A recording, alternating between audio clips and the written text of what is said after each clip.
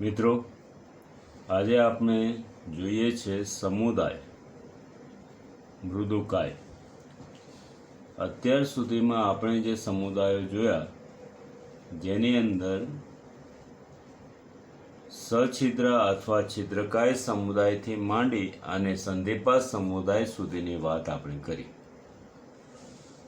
તેમાં સૌથી મોટામાં મોટો સમુદાય એટલે કે પ્રાણી સૃષ્ટિનો સૌથી મોટામાં મોટો સમુદાય એટલે સંધિપાત સમુદાય કહેવાય છે.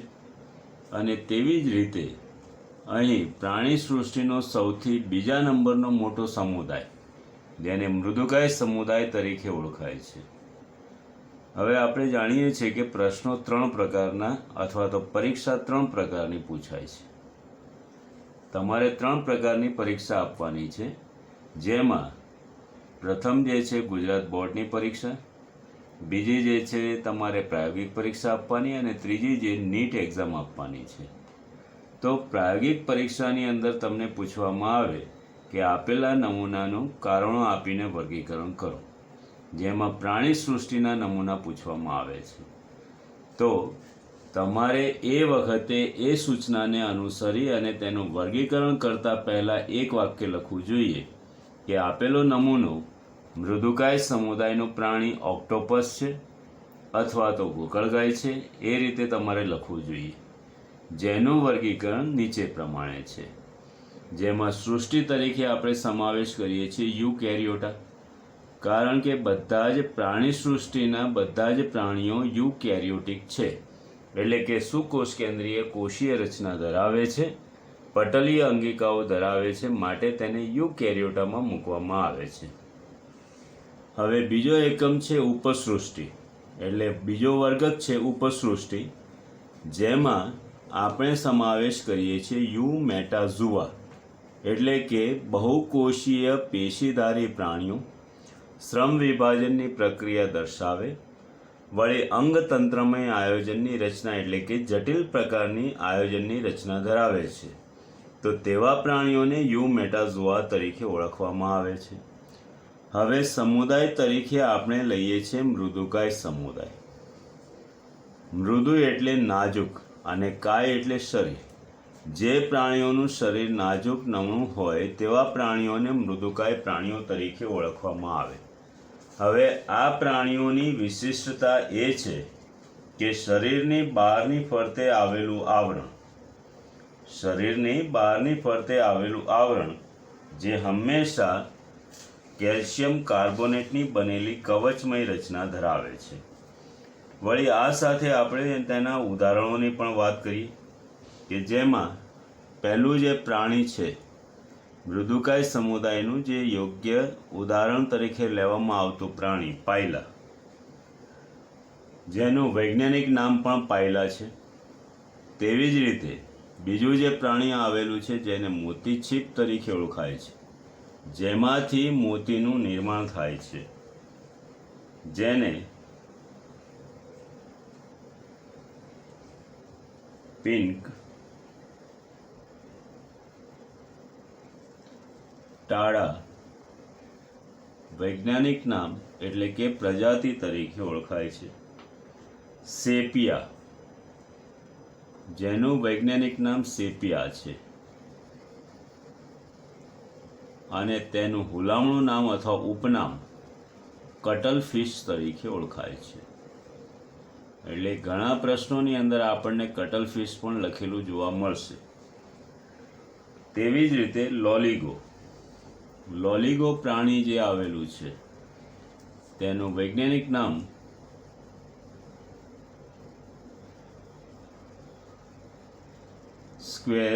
સ્ક્વેડ છે. વૈજ્ઞાનિક નામ સ્ક્વેડ છે.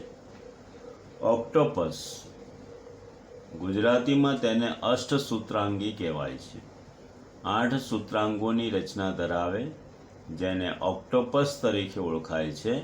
અને ઓક્ટોપસનું હુલામણું નામ ડેવિલ ફિશ છે, ડેવિલ ફિશ તરીકે ઓળખાય છે, જેનું વૈજ્ઞાનિક નામ ઓક્ટોપસ તરીકે જ લેવામાં આવે છે. હવે ત્યારબાદ આવેલું પ્રાણી જેને સી હેર સમુદ્રી વાળ તરીકે ઓળખાય છે, તેનું વૈજ્ઞાનિક નામ છે એપ્લાસિયા તરીકે ઓળખાય છે. એપ્લાસિયા તરીકે ઓળખાતું પ્રાણી છે. દંત કવચ કેલ્શિયમ કાર્બોનેટની હાથીના દાંત જેવી રચના બનાવતું આ પ્રાણી કે જેને ડેન્ટિયમ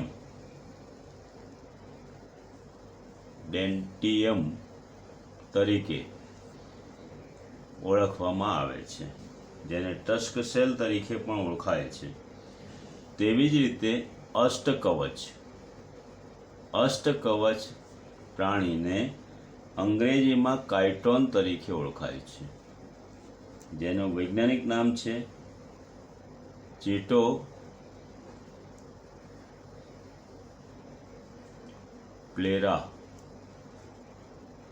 આ જે થયા તેના ઉદાહરણ. હવે મિત્રો, આપણે જાણીએ છીએ કે આ સૃષ્ટિ અથવા આ સમુદાયના પ્રાણીઓ મોટે ભાગે તેમના લક્ષણોને આધારે જો આપણે વિભાજન કરીએ તો વસવાટથી માંડી અને વિશિષ્ટ લક્ષણો સુધી તેનું વર્ગીકરણ કરી શકાય.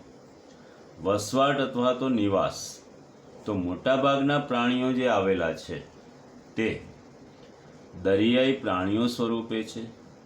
દરિયાઈ અથવા મીઠા જળના પ્રાણીઓ તરીકે ઓળખાય છે. મીઠા જળના પ્રાણીઓ તરીકે ઓળખાય છે. ઘણીવાર દરિયાઈ રેતીમાં જોવા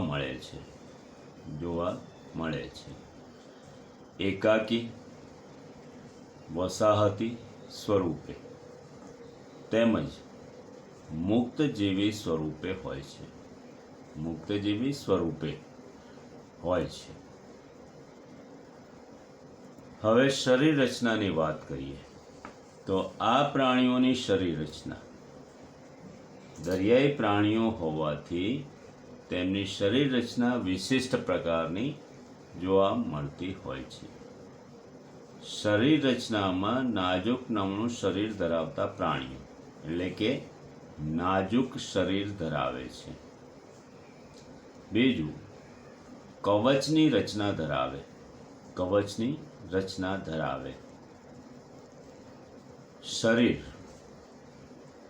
શરીર વ્યવસ્થિત ખંડોમાં વિભાજિત હોતું નથી. એટલે કે વંદામાં જે રીતે આપણને જે શીશ, ઉરસ, ઉદર વગેરે જે રચનાઓ જોવા મળે છે તેવી રચના સ્પષ્ટ જોવા મળતી નથી. વળી તેઓની અંદર જોવા મળતી એક મૃદુ પગની રચના હોય છે. એક મૃદુ સ્નાયુલ પગની રચના આવેલી છે. આ સ્નાયુલ પગ દ્વારા તે પ્રચલનની ક્રિયા દર્શાવી શકે છે. હવે વાત કરીએ કંકાલ તંત્રની. કંકાલ બે પ્રકારના હોય. શરીરની બહારની બાજુએ આવેલું કંકાલ જેને બાહ્ય કંકાલ તરીકે ઓળખાય, જે કેલ્શિયમ કાર્બોનેટની બનેલી કવચ જેવી રચના ધરાવે છે. અમુક પ્રાણીઓ જેમ કે અષ્ટકવચી અને ડેન્ટિયમ, જેની અંદર આવેલી કવચની રચના કેલ્શિયમ કાર્બોનેટ, કેલ્શિયમ સિલિસિલેટ, કોન્ચિન, કોલ્ચિસિન અને કોલ્ચિયોસિનની બનેલી રચના ધરાવે, કે જે મજબૂત કવચમય રચના સ્વરૂપે હોય છે. અંતઃકંકાલની રચના સ્વરૂપે પણ કેલ્શિયમ કાર્બોનેટની તક્તિઓની રચના આવેલી હોય છે. જેને અસ્થિકા તરીકે પણ ઓળખવામાં આવે છે. હવે આગળની વાત કરીએ, સ્તરીય આયોજનની વાત. આ પ્રાણીઓમાં સ્તરીય આયોજન કે જે અંગતંત્રમય આયોજન જોવા મળે છે. અંગતંત્રમય આયોજન એટલા માટે જોવા મળે કે પ્રાણીઓ દેહકોષ્ઠી હોવાને કારણે. હવે સમમિતિની વાત કરીએ તો આવા પ્રાણીઓ જેમાં બે સરખા ભાગમાં મધ્ય પૃષ્ઠરેખાએથી વિભાજન કરી શકાય માટે તેઓ દ્વિપાર્શ્વસ્થ સમમિતિ ધરાવતા પ્રાણીઓ છે. વળી પ્રાણીઓની અંદર જોવા મળતી ખંડતા જે અખંડીય કે અસમખંડીય રચના ધરાવે છે. વળી ત્યારબાદ આપણે વાત કરીએ છીએ ગર્ભસ્તરની. તો દેહકોષ્ઠી ધરાવતા પ્રાણીઓ અથવા અંગતંત્રમય આયોજન ધરાવતા પ્રાણીઓ હંમેશા ગર્ભાવસ્થાએ 3 ગર્ભસ્તરોની રચના ધરાવે જે ત્રિગર્ભસ્તરીય આયોજન દર્શાવે છે. સૌથી બહારની બાજુએ બાહ્ય ગર્ભસ્તર, ત્યારબાદ મધ્ય ગર્ભસ્તર અને પછી અંદરની બાજુએ અંતઃગર્ભસ્તરની રચના ધરાવે. વળી મધ્ય ગર્ભસ્તરનું વિભેદન થવાથી નિર્માણ પામેલી રચના જેને દ્વિકોષ્ઠીય આયોજન તરીકે ઓળખવામાં આવે, જેમાં કોષ્ઠીય અને આંતરીય અંગોનો સમાવેશ થાય છે. હવે તેનાથી આગળ વધી ગર્ભ વિકાસે સંવેદનશીલ નક્કર મેરુદંડની રચના આવેલી હોતી નથી, માટે આ પ્રાણીઓને અમેરુદંડી પ્રાણીઓ તરીકે ઓળખવામાં આવે છે. વળી હવે જે મેરુદંડનો અભાવ છે, દેહકોષ્ઠીય રચના આવેલી છે, માટે અહીંયાથી આગળનું આયોજન અંગતંત્રીય સ્વરૂપે આવેલું હોય છે. અને અંગતંત્રીય આયોજનની જ્યારે આપણે વાત કરતા હોઈએ ત્યારે તેની અંદર પહેલું જે પાચન તંત્રની વાત આવે. આ પ્રાણીઓ સંપૂર્ણ પાચન તંત્રની રચના ધરાવે. તો મિત્રો તમને યાદ હશે, સંપૂર્ણ પાચન તંત્ર એટલે શું? અગ્ર બાજુએ મુખદ્વાર અને પશ્વ બાજુએ ઉત્સર્ગ દ્વાર આવેલું હોય તો એવા પાચન માર્ગને સંપૂર્ણ પાચન માર્ગ કહેવાય. જો પાચન માર્ગ એક જ છિદ્ર દ્વારા ખુલતો હોય તો તેને અપૂર્ણ પાચન માર્ગ તરીકે ઓળખવામાં આવે. અહીં મુખગુહાની રચનામાં મુખગુહામાં આવેલી એક વિશિષ્ટ રચના જોવા મળે છે. મુખગુહામાં કરવત જેવી રચના સૂત્રાંગની હોય છે જે દળવા માટે ખોરાકને દળવા માટે ઉપયોગી છે. આ રચનાને નેત્રિકા અથવા રેડુલા કહે છે. વળી આવો બીજો એક શબ્દ જે આવેલો છે જે આપણને સંધિપાદ સમુદાયના પ્રાણીઓમાં જોવા મળે છે. એટલે મિત્રો અહીંયા એ પણ ધ્યાન રાખજો, બીજો એક શબ્દ છે નેત્રિકા. તો અહીંયા આપણે લખીશું કે સંધિપાદ પ્રાણીઓમાં દ્રષ્ટિ સંવેદી અંગ સંયુક્ત આંખની રચનામાં આવેલ દ્વિસંપાર્શ્વસ્થ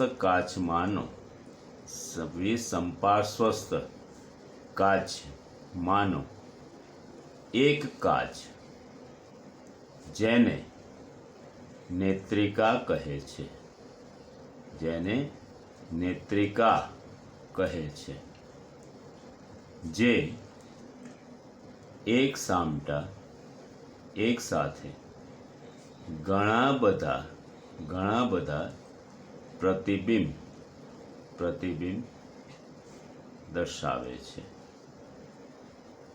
આથી જ દેડકાની આંખમાં મોઝેક ચિત્રની રચના સર્જાય છે.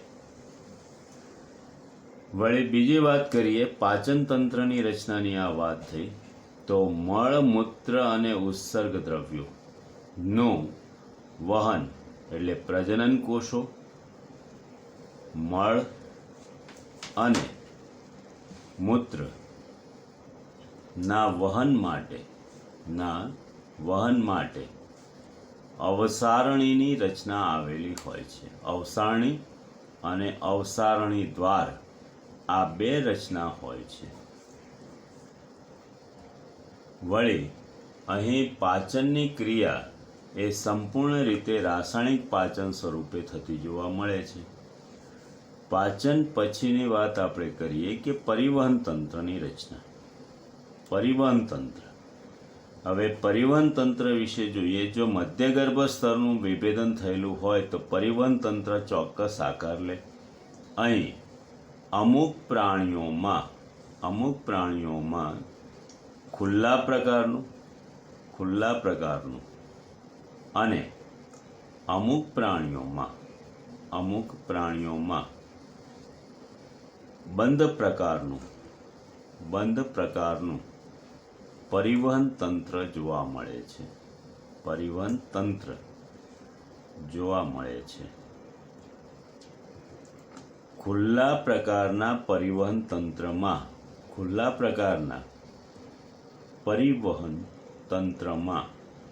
તંત્રમાં શ્વસનરંજક તરીકે હિમોસાયનિન હોય છે. જેનો રંગ વાદળી છે. પરિવહન માટે કોઈ હૃદય જેવી રચના સ્પષ્ટ હોતી નથી. હૃદય કોથળી જેવું હોય તેમ કહી શકાય. કોથળી જેવું હોય છે. પરિવહન પછી શ્વસનની વાત કરીએ તો આ પ્રાણીઓની અંદર શ્વસન તંત્ર તરીકે વિશિષ્ટ શ્વસનાંગ કાંસકી જેવા ઝાલરોની રચના ધરાવે છે.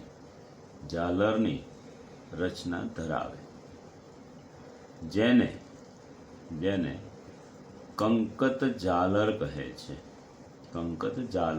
કહે છે. તેમજ ઝાલરો દ્વારા અને કંઠનાલીય ઝાલર દ્વારા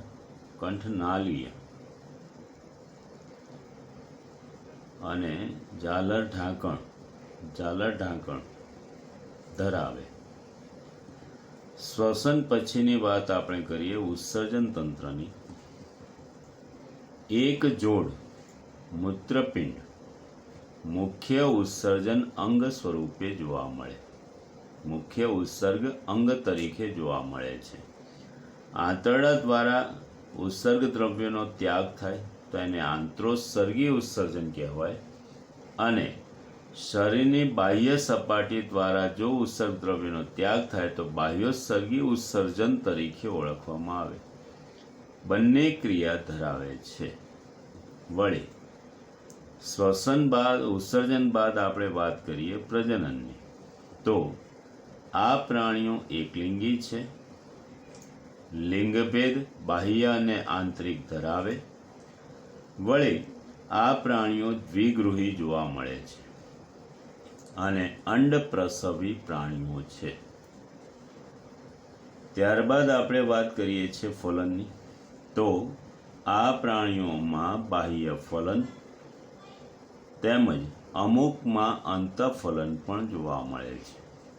શરીરની બહાર ગર્ભ વિકાસ થતો હોવાથી બાહ્ય ગર્ભ વિકાસક તરીકે ઓળખવામાં આવે. ડિંબ અને વિકાસની પ્રક્રિયા. અમુક પ્રાણીઓમાં ડિંબાવસ્થા જોવા મળે છે. એટલે ડિંબાવસ્થા ધરાવે તે પરોક્ષ વિકાસ દર્શાવે છે. વિકાસ ધરાવે. અમુક પ્રાણીઓ સીધો વિકાસ ધરાવે છે. એટલે કે એનો અર્થ એ થયો કે તેમાં ડિંબાવસ્થાનો અભાવ છે. હવે આગળની વાત કરીએ કે ડિંબાવસ્થા અને વિકાસ પછીની વાત, તો પોષણ પદ્ધતિ. તો મિત્રો, કોઈ પણ પ્રાણી સમુદાય હોય તો પોષણ પદ્ધતિ હંમેશા વિષમપોષી હોય, અને આ પ્રાણીઓની પોષણ પદ્ધતિ પ્રાણીસમ પોષણ પદ્ધતિ જોવા મળે, અને તેઓ સૂક્ષ્મથી મહાપક્ષી સ્વરૂપે હોય. સૂક્ષ્મથી મહાપક્ષી સ્વરૂપે હોય છે. હવે પોષણ બાદ આપણે વાત કરીએ છીએ પ્રચલનની. એક મૃદુ સ્નાયુલ પગની રચના ધરાવે. સ્નાયુલ પગ પ્રચલન માટે તેમજ મુખહસ્તોની રચના, સૂત્રાંગો અને મુખહસ્તની રચના તે પ્રચલન માટે આવેલી હોય છે. પાણીના પ્રવાહમાં સરળતાથી પ્રચલનની ક્રિયા દર્શાવી શકે. ચેતાતંત્રની રચનાની વાત કરીએ તો ચેતાકંદો, ચેતાકડી, ચેતારજ્જુ, બેવડું અને નક્કર હોય છે. તેના દ્વારા ચેતાકરણની પ્રક્રિયા થાય છે. વિશિષ્ટ લક્ષણોને આપણે વાત કરીશું તો તેની અંદર કવચની રચના ધરાવતા પ્રાણીઓ, જે અહીં કેલ્શિયમ કાર્બોનેટ, કેલ્શિયમ સિલિસિલેટ વગેરેનું કવચ ધરાવે છે. નાજુક શરીર ધરાવતા પ્રાણીઓ. વળી એક વાત અહીંયા ઉલ્લેખી લઈએ કે આ પ્રાણીઓની અંદર એક જોડ મૂત્રપિંડની રચના તો ખરી જ, પરંતુ શરીરની સાથે આવેલી એક રચના, શરીરના આવરણને ત્વચા દ્વારા ઢાંકવાની ક્રિયા પણ દર્શાવવામાં આવે. એટલે ત્વચીય આવરણ અને શરીરના અંગો વચ્ચે પોલાણ હોય છે, જેને પ્રાવાર ગુહા તરીકે ઓળખવામાં આવે. પ્રાવાર ગુહાની અંદર ઉત્સર્ગ દ્રવ્યો જમા થાય છે, એટલે કે ત્યારબાદ પ્રાવાર ગુહાના દ્વાર મારફતે તેનો ત્યાગ દર્શાવવામાં આવે. આ જે રચના છે ઉત્સર્જન માટે આવેલી છે.